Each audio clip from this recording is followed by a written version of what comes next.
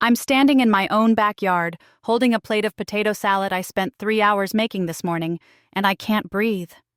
My granddaughter Aria is walking toward me through the crowd of family and friends, and her beautiful hair is gone. Not styled different, not cut short. Gone. Her entire head has been shaved down to the scalp, rough and uneven, like someone took clippers to her without caring how it looked. She's 8 years old. My baby girl sees me staring, and her hand flies up to touch her bare head. She looks down at the grass, her shoulders hunching in like she's trying to disappear. That's when I hear it. That laugh, high-pitched and sharp, cutting through the music and chatter of my 4th of July cookout like a knife. My daughter-in-law Simone is standing by the grill with a group of her friends, and she's laughing. Her whole body is shaking with it, and she's pointing at Aria, pointing at my granddaughter like she's some kind of joke. "Girl, I told you," Simone says loud enough for half the party to hear. "I told you I wasn't playing about that hair anymore. Maybe now you'll learn to take care of it yourself." The plate slips from my hands. Potato salad splatters across my good shoes, but I don't even look down. I'm moving toward Aria before I realize I've taken a step. My granddaughter's eyes are filling with tears, and there's something in her face that makes my heart crack right down the middle. It's not just sadness. It's shame. Like she believes she deserved this. "Aria, baby," I say, dropping to my knees in front of her. I don't care about my dress or the grass stains. "What happened to your hair?" She won't look at me. Her lip is trembling, and she whispers so quiet I almost can't hear her. "I got gum in it." "Gum?" I touch her shoulder gently, trying to get her to meet my eyes. "When?" "Last week. At school." Last week. A whole week ago, and this is the first I'm seeing her. I feel something hot and angry rising in my chest, but I keep my voice soft for Aria. "Did Mama try to get it out?" Aria's face crumples. "She said I was too tender-headed. She said I cried too much when she tried to comb it, and she was tired of dealing with my nappy hair. She said if I couldn't take care of it, I didn't deserve to have it." The words hit me like a slap. I've been doing Aria's hair since she was 2 years old. Every Sunday after church, she'd sit between my knees while I oiled her scalp and worked conditioner through her thick, beautiful curls. She never cried with me. Not once. She'd sit there patient as anything, watching cartoons and telling me about her week. "She didn't even try," Aria whispers, and now the tears are falling for real. "She just got Daddy's clippers and, Mama Lorraine, don't start." I look up and my son Brandon is walking toward us. My boy. 32 years old, 6 feet tall, and he won't even look at his own daughter crying in front of him. "Don't start what?" I stand up, keeping myself between Brandon and Aria. "Your daughter's head is shaved, Brandon. Shaved, and your wife is over there laughing about it." "It's just hair," he says, and his voice is tired, defeated. "It'll grow back." "It's not just hair. Look at her face. Look at what this is doing to her." Brandon glances at Aria for half a second, then looks away. "Simone said she got gum in it." "What was she supposed to do?" "Try to get it out. Take her to a salon. Call me. Anything but this." My voice is rising now and people are starting to stare. I don't care. "You take a child to get a proper haircut, not butcher her like an animal." "You're being dramatic," Simone says, appearing beside Brandon. She slides her arm through his and looks at me with this smile that doesn't reach her eyes. "Aria's fine. She needed to learn a lesson about taking care of herself. Can't have her walking around looking raggedy." "She's 8 years old." "Exactly. Old enough to keep gum out of her hair. Old enough to stop crying every time someone tries to comb it." Simone shrugs like we're talking about the weather. "I don't have time to fight with her for an hour every morning. This is easier." Before we continue, shout out to Keisha Morris from Atlanta. We appreciate the love you show by commenting and sharing. "Easier," I repeat. The word tastes like poison in my mouth. I look at my son, searching for any sign of the boy I raised. The one who used to bring me flowers he picked from the neighbor's yard. The one who cried when his goldfish died and insisted we have a funeral. Brandon, do you hear what she's saying? Do you hear how she's talking about your daughter? Ma, just drop it. He rubs his face with both hands. We handle our daughter how we see fit. You need to respect that. Respect? I feel like I'm in a nightmare. Baby, this isn't about respect. This is about Arya. Look at her. But he won't. He keeps his eyes on me, and there's something hard in his expression that I've never seen before. Or maybe I have been seeing it, and I just didn't want to admit what it meant. We're her parents, Simone says. Her voice is sweet now, fake sweet, like syrup mixed with vinegar. What we say goes. You raised your child, Mama Lorraine. Now let us raise ours. The way she says Mama Lorraine makes my skin crawl, like she's mocking me. Like the title I've earned over 67 years on this earth is some kind of joke to her. I take Arya's hand. It's small and cold in mine. How about Arya stays with me tonight? We can watch movies, do our nails. No, Simone's smile disappears. She's coming home with us. I'm just offering. I said no. Come on, Arya. Simone holds out her hand, snapping her fingers like she's calling a dog. We're leaving. Arya looks up at me, and I see it in her eyes. She doesn't want to go. She's scared. My grandbaby is scared to go home with her own parents, and there's not a single thing I can legally do about it. It's okay, baby, I whisper, even though it's not. Even though everything in me is screaming to hold on to her and not let go. I'll call you tomorrow, okay? Arya nods, but she won't let go of my hand. Simone has to physically pull her away. And that's when I see it. As Arya turns, the back of her head comes into view, and there are patches where the skin is red and irritated, raw spots where the clippers cut too close or scraped. It wasn't just a bad haircut. It was violent, careless, mean. I watch them walk away. Brandon doesn't look back. Simone does, though. She glances over her shoulder and smiles at me again, and this time I understand what that smile means. It means she's won something. It means she's been waiting for a moment like this. The party continues around me, but I'm not there anymore. I'm somewhere dark and cold, watching my son put his daughter in the back seat of their car, watching Simone laugh at something Brandon says, watching them drive away with my grandbaby who has red scraped patches on her scalp and fear in her eyes.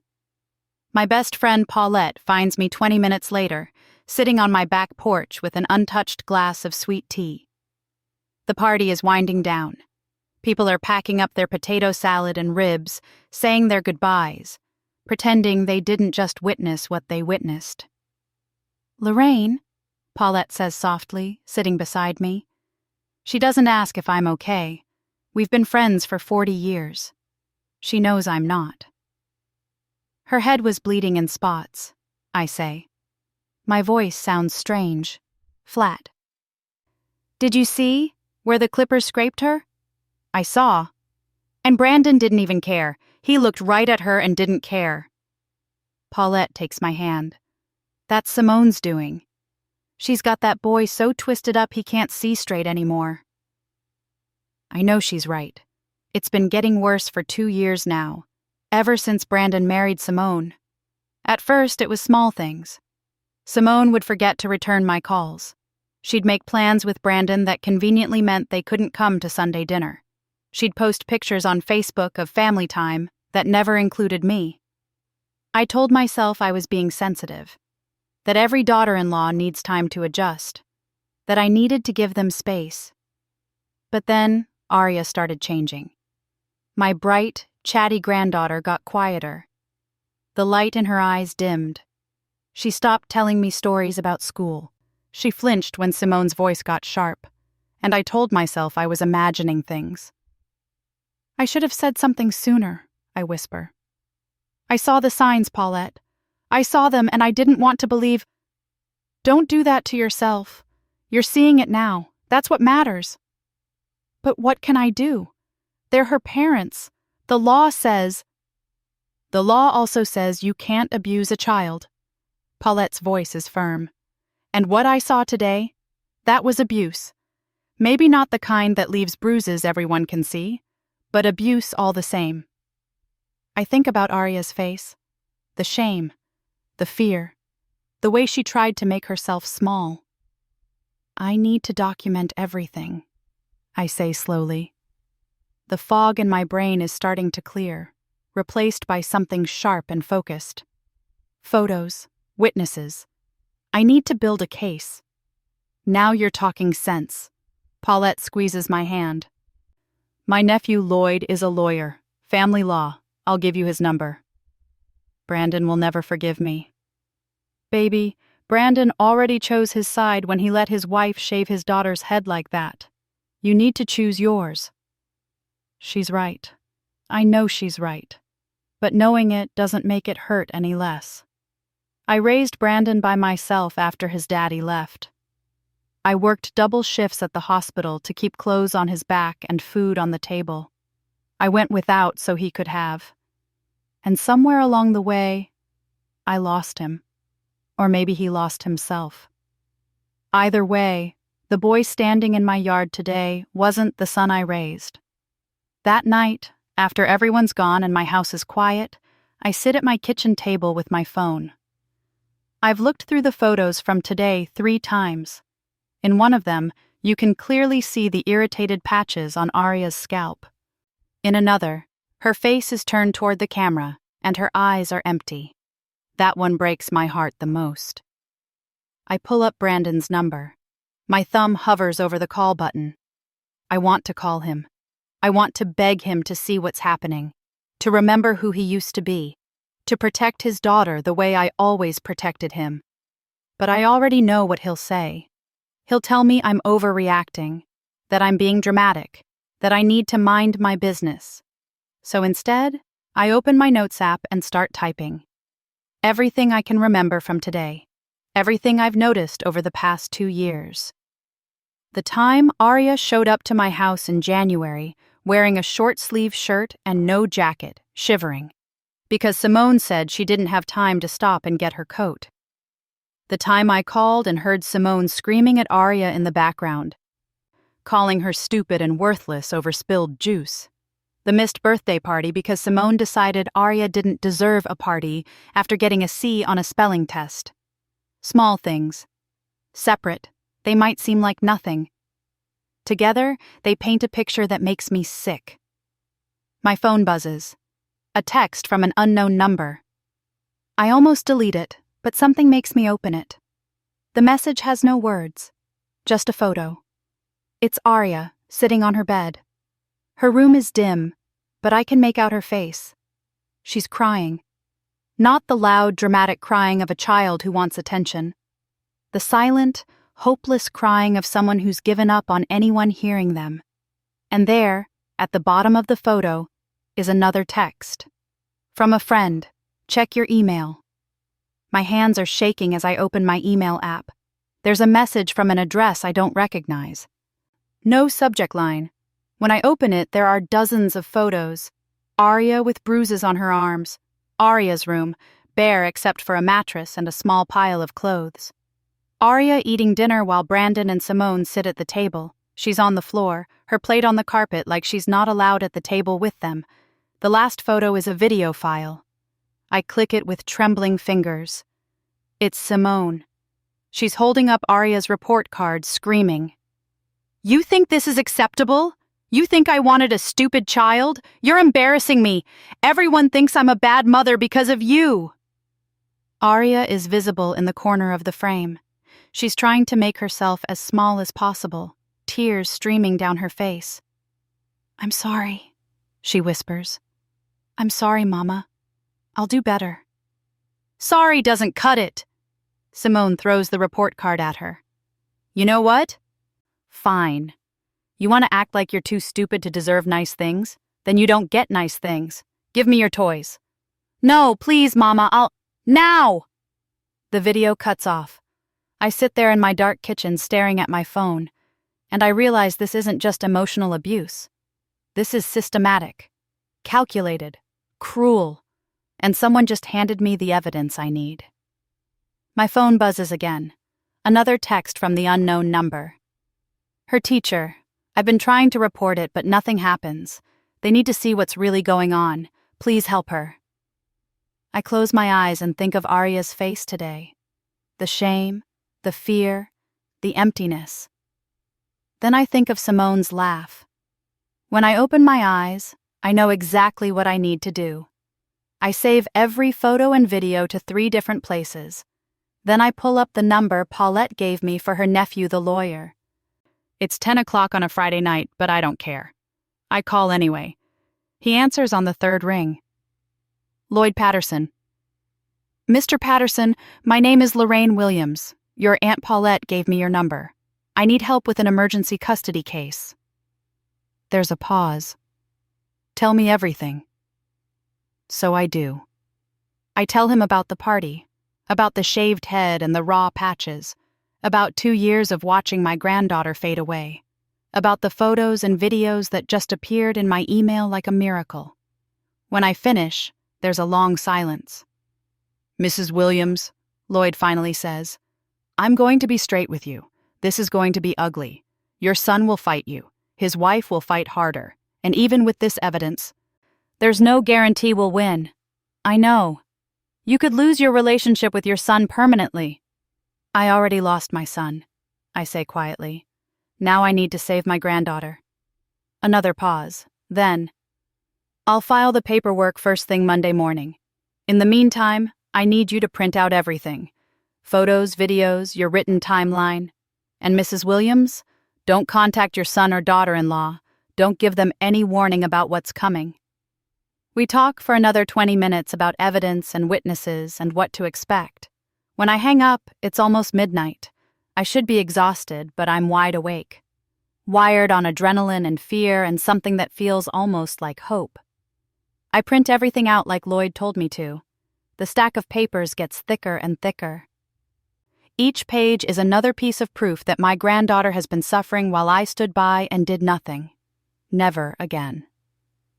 I'm at my kitchen table organizing documents when I hear it. A sound at my front door. Soft. Barely there. At first, I think I imagined it. Then it comes again. Tap, tap, tap. I move through my dark house slowly. The porch light is off. Through the window, I can't see anyone. But when I open the door, my heart stops. Arya is standing on my porch in her pajamas. No shoes, no jacket. Her shaved head is covered with a thin scarf, and her face is streaked with tears. In her arms, she's clutching a stuffed elephant I gave her for her 5th birthday. "Grandma," she whispers, "I ran away." I pull Arya inside and lock the door behind us. My hands won't stop shaking as I wrap her in the blanket from my couch. She's ice cold. Her little feet are dirty and scratched from running barefoot through the neighborhood at midnight. "Baby, what happened?" I hold her close, feeling her small body trembling against mine. "How did you get here?" "I waited until they were asleep," she whispers into my shoulder. "I climbed out my window, the one in my room." We live 4 miles apart. She's 8 years old, and she walked 4 miles in the dark by herself because home was scarier than the night. You could have been hurt. Someone could have... I stop myself. This isn't the time for could-haves. She's here. She's safe. That's all that matters right now. You're okay now. You're safe with Grandma. I can't go back there. Her voice breaks. Please don't make me go back there. Shh. We're going to figure this out. I kiss the top of her scarred head. But first, let me call... My phone rings. Brandon's name lights up the screen. "Don't answer it," Arya begs, her grip tightening on my nightgown. "Please, Grandma, they'll make me go back." I silence the call. Immediately it rings again, then a text. "Ma, is Arya there?" Another text. "We know she probably went to your house. Bring her home now." Then Simone's voice. a voicemail playing on speaker before I can stop it. Lorraine, I swear if you're hiding that girl, you're going to regret it. She's our daughter. You have no rights. Bring her back or I'm calling the police. Arya starts crying harder. I dial Lloyd Patterson again. I don't care that it's almost 1 a.m. now. Mrs. Williams? He sounds alert, like he was expecting my call. My granddaughter just showed up at my house. She ran away. She walked 4 miles by herself in the middle of the night because she's that scared to be home. Her parents are calling, threatening me. What do I do? Keep her there. Document everything, her condition, what time she arrived, what she says. Take photos of her feet if they're injured. I'm filing an emergency petition first thing in the morning, but Mrs. Williams, you need to call Child Protective Services right now. Tonight. This establishes a record. And if they make me give her back before the court hearing? We'll argue that she's in immediate danger. With the evidence you already have, plus this, we've got a strong case. But you need to make that CPS call now. I do. I sit at my kitchen table with Arya curled up in my lap, and I tell a stranger everything. About the shaved head, about the photos the teacher sent. About my granddaughter running 4 miles in the dark because she was that desperate. The CPS worker says someone will come in the morning to interview Arya and inspect my home. She says I'm doing the right thing. She says Arya can stay with me for now as long as I don't keep her from her parents if they show up. If they show up, you mean when, I say. Yes, ma'am. When? They arrive at 6:47 a.m. I know because I've been up all night watching Arya sleep on my couch, and I'm staring at the clock when I hear the car pull up. Brandon pounds on the door hard enough to shake the frame. Ma, open this door. I know she's in there. I've already called Lloyd. He told me not to open the door, to speak through it. Brandon, Arya is safe. She's sleeping. We can talk about this when— Open the damn door, Lorraine! Simone's voice is shrill. You can't keep our child from us. That's kidnapping. She walked here on her own. I'm not keeping her from anyone. I'm keeping her safe. Safe? Brandon sounds like he's about to break down the door. What are you talking about? You're trying to turn her against us. Arya wakes up on the couch. The fear in her eyes when she hears their voices breaks my heart all over again. It's okay, baby, I whisper. Stay right there. I won't let them take you. You don't have a choice, Simone screams. We're her parents. You're just the grandmother. You have no rights. That word again. Rights. Like love and blood and years of being there mean nothing compared to a piece of paper. Brandon, please. I try one more time with my son. Something is very wrong. Arya was so scared that she climbed out a window and walked 4 miles in the dark. Doesn't that tell you something? Doesn't that make you want to ask why? The only thing it tells me is that you've been filling her head with poison, turning my own daughter against me. I haven't said anything to her. She came here because she's scared, Brandon. Your daughter is terrified in her own home. She's manipulating you, Simone says. She's a spoiled brat who wants attention and you're giving it to her. Well, guess what? We're not playing these games anymore. I hear Simone tell Brandon to call the police. My heart is racing, but Lloyd said this might happen. He said to stay calm, to not give them any ammunition. The police arrive within 10 minutes. 2 officers, 1 man, and 1 woman. I open the door and invite them in before Brandon can start yelling again. Ma'am, we got a call about a custody dispute, the male officer says. He's young, maybe 30, and he looks uncomfortable. Yes, sir. My granddaughter came to my house last night. She walked here from her parents' home because she was scared. I've already called Child Protective Services, and they're sending someone this morning. She kidnapped our daughter! Simone pushes past the officers into my house. She's trying to steal her from us. The female officer steps between us. Ma'am, please step back. Let's all stay calm. Arya appears in the doorway to the living room, and I watch the officers' faces change when they see her. The shaved head with the scabbed-over patches, the fear in her eyes, the way she's literally shaking. "Arya, come here right now," Simone demands. Arya doesn't move. She looks at me, and I nod slightly, giving her permission to speak. "I don't want to go home," she says quietly. "See?" Simone throws her hands up. "This is what I'm talking about. She's been poisoned against us." "Arya." The female officer kneels down to Arya's level. Her voice is gentle. "Can you tell me what happened to your head, sweetheart?" Arya touches her scalp self-consciously. "I got gum in my hair. Mama shaved it." "Did it hurt?" Arya nods. "She was mad. The clippers kept pulling and scraping." "Did you ask her to stop?" "She told me to stop being tender-headed, that I deserved it for being careless." I watch my son's face. For just a second, something flickers there. Doubt, maybe. Or guilt. But then Simone touches his arm, and it's gone. "This is ridiculous," Brandon says. "It was just a haircut. Kids are dramatic."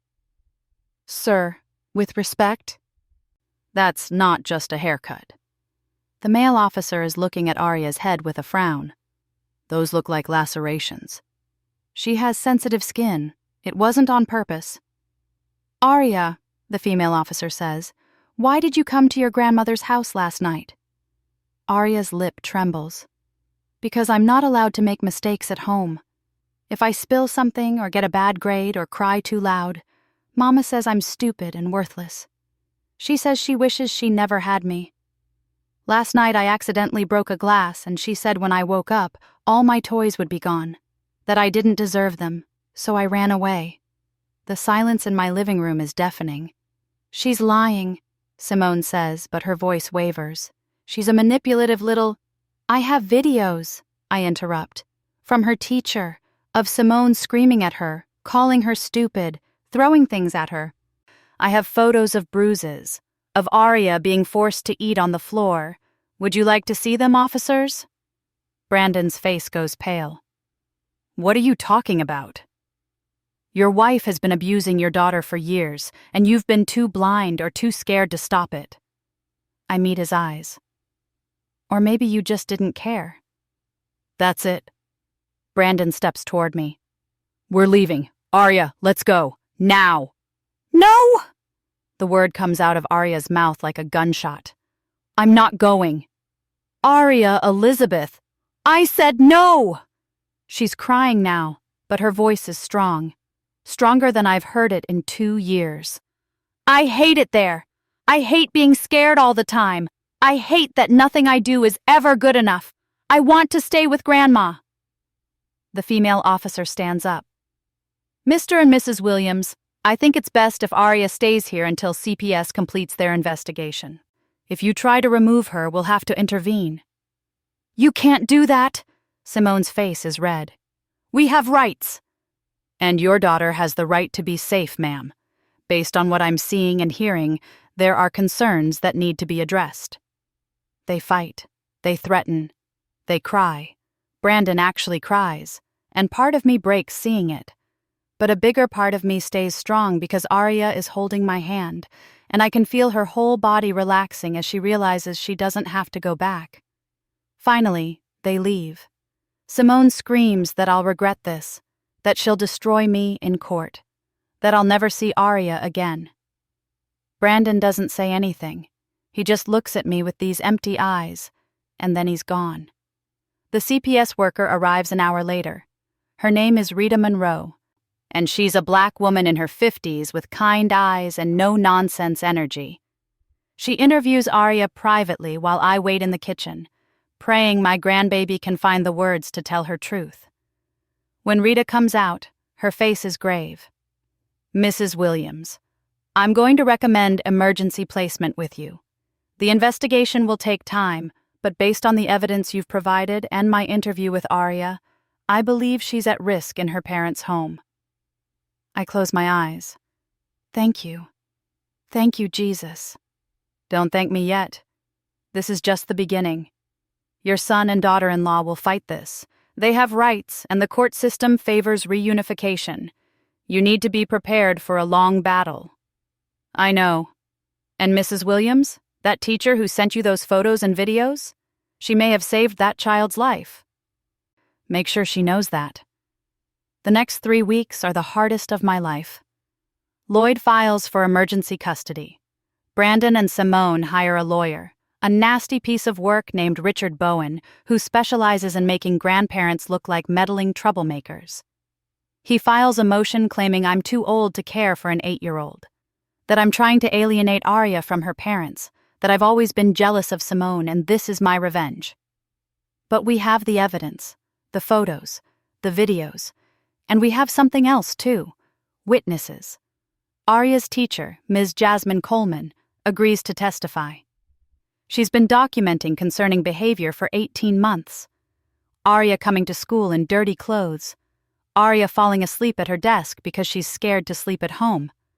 Arya flinching when anyone raises their voice. My church family rallies around us. Pastor Davis writes a character letter. Sister Paulette and 3 other women from the choir sign statements saying they've witnessed Simone's treatment of Arya at church functions, that they've seen her jerk Arya's arm hard enough to leave marks, that they've heard her call Arya terrible names. "I should have said something sooner," Sister Paulette tells me over coffee one morning. "We all should have, but we kept thinking it wasn't our place, that we shouldn't interfere with how people raise their children." "We all should have," I agree, "but we're saying something now. That's what matters." The court date arrives on a Tuesday in August. I barely sleep the night before. Arya doesn't sleep at all. She's been having nightmares since she's been with me, terrible dreams where Simone is chasing her with clippers, or where she's locked in her room forever. The courtroom is smaller than I expected. Cold. Brandon and Simone sit on one side with their lawyer. Arya and I sit on the other with Lloyd. My grandbaby is wearing a pretty blue dress I bought her, and her hair is finally starting to grow back. Just a soft fuzz, but it's something. The judge is a black woman in her 60s named Judge Marianne Foster. She looks at all of us with sharp eyes that miss nothing. Brandon's lawyer goes first. He paints me as an overbearing grandmother who can't accept that her son is grown, who's always criticized Simone, who's poisoned Arya against her parents because I want to be the favorite. "Mrs. Williams is motivated by jealousy and control," Bowen says smoothly. "She can't stand that her son chose his wife over his mother. So she's using this child as a weapon in a petty family dispute." Then Lloyd stands up, and he destroys them. He shows the photos of Arya's shaved head, the raw, scraped patches. He plays the video of Simone screaming at Arya, calling her stupid and worthless. He presents the evidence of Arya being forced to eat on the floor, of her room being stripped of everything but a mattress as punishment. Ms. Coleman testifies about the bruises, about Arya's declining mental health, about the day Arya showed up to school with her head newly shaved and wouldn't speak to anyone for 3 hours.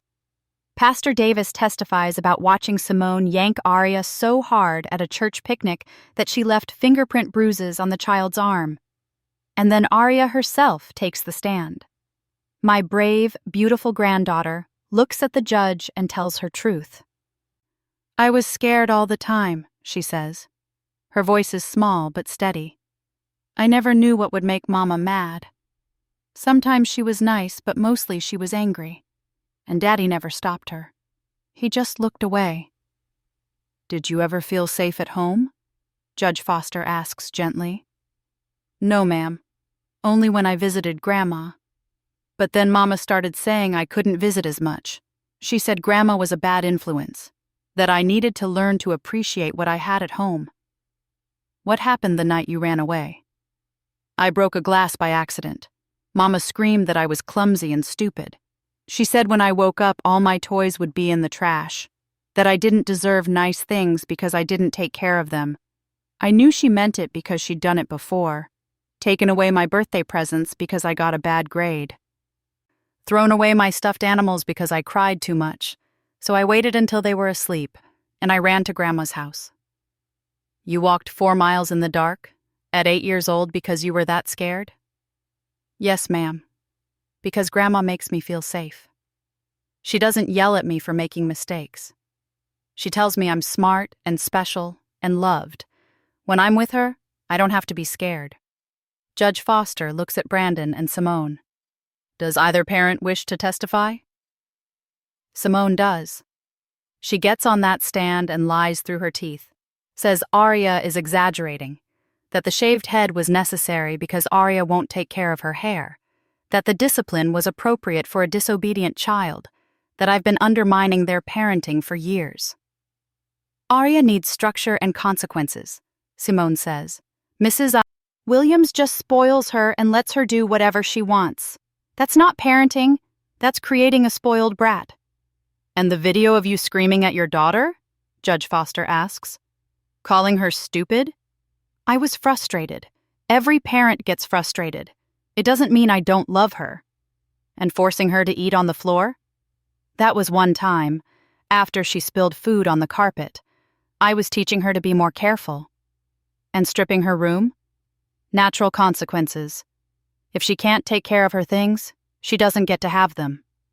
Judge Foster looks at her for a long moment. Mrs. Williams, do you understand the difference between discipline and abuse? Of course I do. I would never abuse my daughter. The evidence suggests otherwise. The trial lasts all day. By the time closing arguments finish, it's almost 6 p.m. Judge Foster says she'll issue a ruling by Friday. Those 3 days are agony. Arya asks me every morning if she has to go back. I can't promise her anything, so I just hold her and tell her I love her. Friday comes. We're back in that cold courtroom. Judge Foster enters, and everyone stands. I've reviewed all the evidence and testimony presented, she begins. This is a difficult case because it involves severing a child from her biological parents.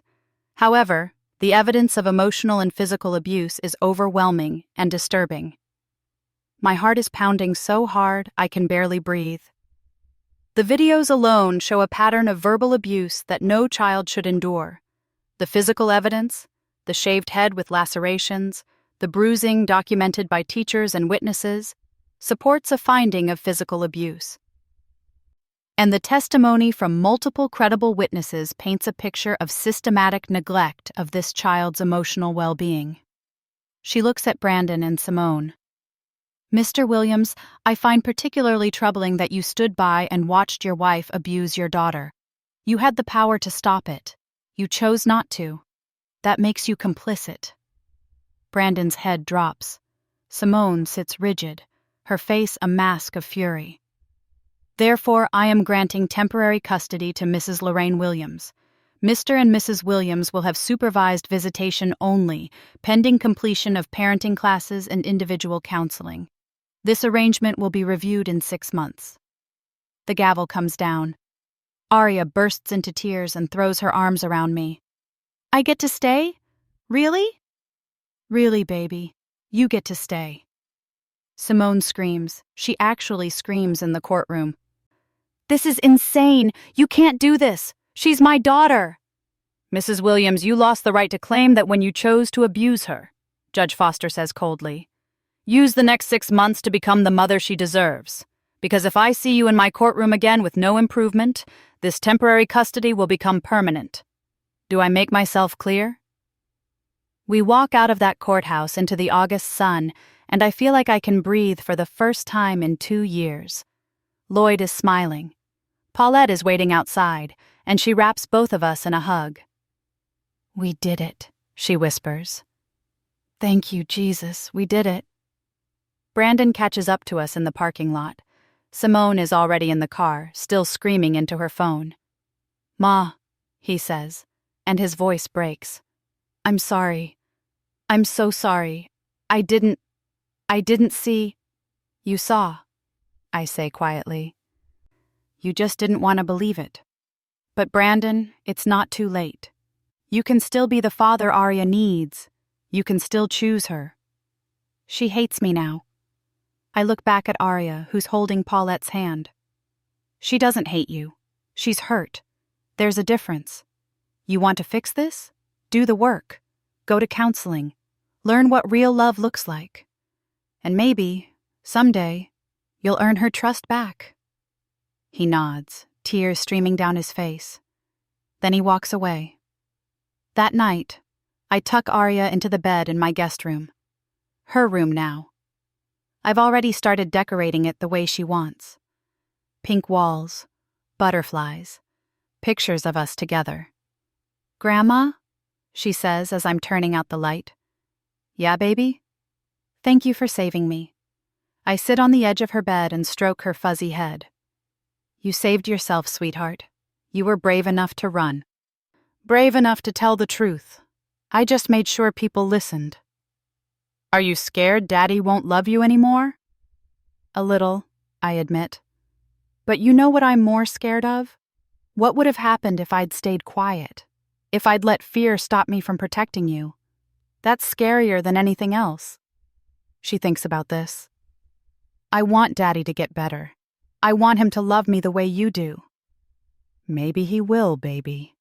Maybe he won't. But either way, you've got me.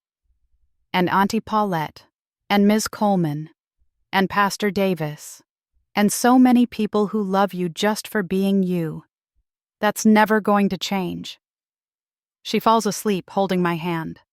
I sit there in the dark, listening to her breathe, and I think about everything we've been through. Everything we survived.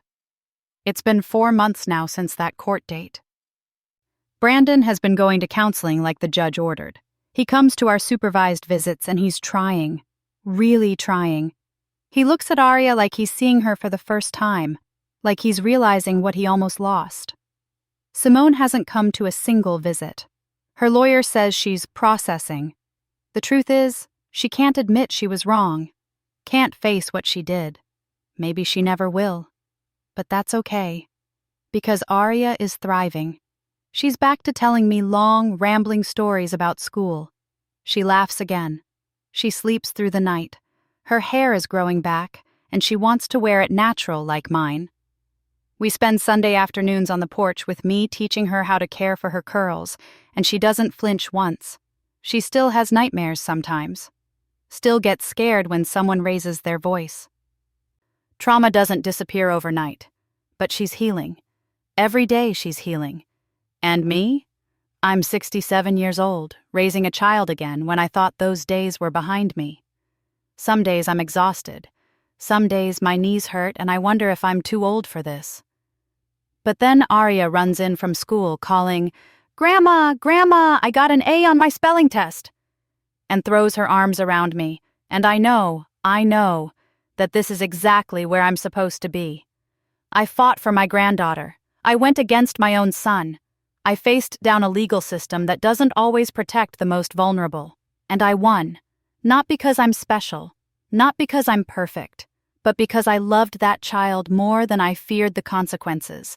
And that, in the end, is what saved us both. Thanks for listening. Don't forget to subscribe and feel free to share your story in the comments. Your voice matters.